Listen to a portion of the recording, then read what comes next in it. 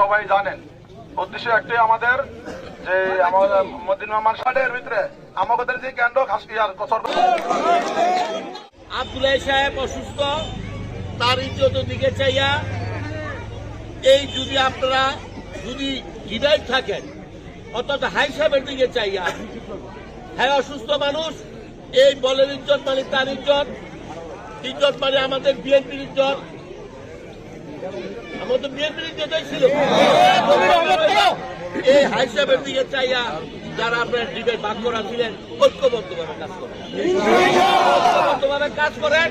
আমার মনে হয় না এই ফুটবলকে ওই ধরে রাখা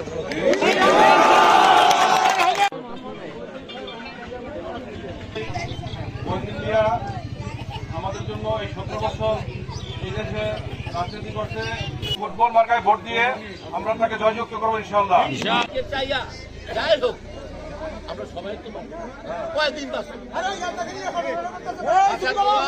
গ্যারান্টি আছে, তাহলে আমরা কি ছেলে ঝগড়া দরকার নেই ঝগড়া বিবাদ।